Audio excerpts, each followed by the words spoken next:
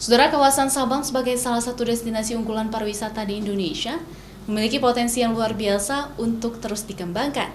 Melalui diskusi terfokus terkait strategi pengembangan pariwisata serta promosi Sabang Free Trade Zone, Badan Pengusahaan Kawasan Sabang atau BPKS mendapatkan perspektif dan rekomendasi bagaimana strategi pengembangan pariwisata yang terletak di Sabang Free Trade Zone yang terintegrasi dan juga berkelanjutan. Diskusi terfokus yang digelar Badan Pengusahaan Kawasan Sabang ini merupakan upaya BPKS untuk mendapatkan usulan rekomendasi yang terintegrasi dan berkelanjutan terkait strategi pengembangan pariwisata dan promosi Sabang Free Trade Zone sesuai dengan potensi yang dapat dijadikan prioritas dari para ahli. Deputi Komersial dan Investasi BPKS Erwanto menyebutkan, pihaknya ke depan akan fokus menganggap spot-spot wisata menarik untuk dikembangkan, seperti Festival 0 km dan Marina Club untuk para yecer yang datang ke Sabang, sehingga mereka dapat bertahan lama di Sabang dan juga dapat meningkatkan perekonomian masyarakat di sana. Selain itu, pihaknya juga akan fokus pada turis domestik, karena selama ini 90% turis yang datang ke Sabang adalah wisatawan domestik, yang selama ini juga menghidupkan sektor industri pariwisata Sabang, sehingga memastikan turis atau wisatawan yang datang tinggal lebih lama di Sabang. Jadi langkah kita ke depan dalam pengembangan pariwisata, kita akan fokus kepada turis domestik, karena selama ini kita hampir 800.000 turis yang datang ke Sabang, hampir 90%-nya domestik, dan itu bisa menghidupkan sektor industri pariwisata di kawasan Sabang. Kelebihan kita punya alam bawah laut yang bagus sekali, diving dan snorkeling, tetapi tidak semua orang itu bisa tinggal lebih lama di sana. Sementara itu, Kementerian Pariwisata dan Ekonomi Kreatif juga sepakat untuk membantu BPKS dalam menawarkan potensi investasi sektor pariwisata, melakukan pendampingan, dan juga advokasi demi menyiapkan investasi di Sabang. Karena mengelola pariwisata adalah sebuah ekosistem yang terdiri dari berbagai aspek seperti atraksi dan accessibility, sehingga kawasan Sabang benar-benar menjadi destinasi unggulan pariwisata di Indonesia.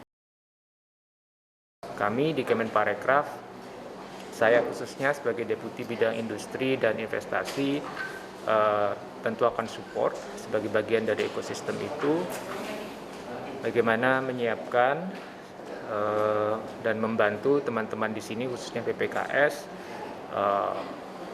menawarkan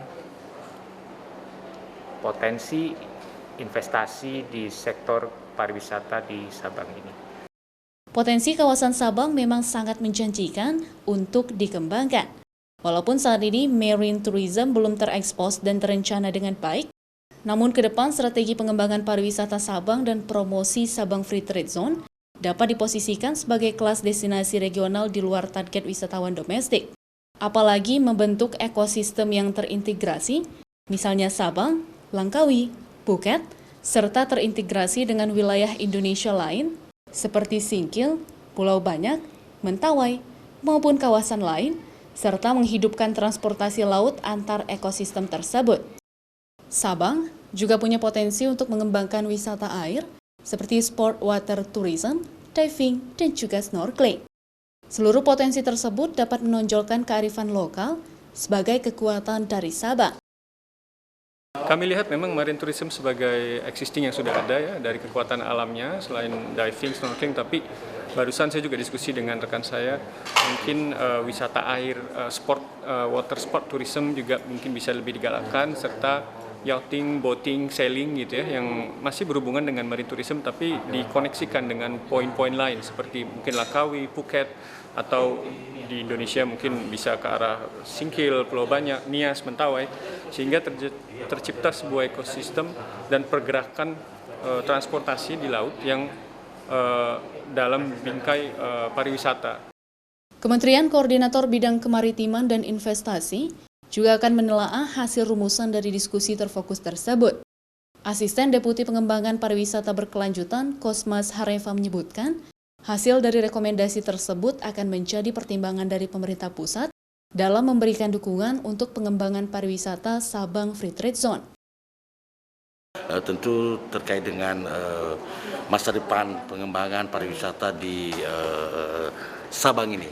Tentu dari Kementerian Koordinator Bidang Kemaritiman dan Investasi Kita akan melihat nanti seperti apa hasil dari rumusan rencana pengembangan yang sudah disiapkan oleh teman-teman dan kesepakatan dari seluruh elemen, tidak hanya pemerintah di tingkat atas tapi juga masyarakat.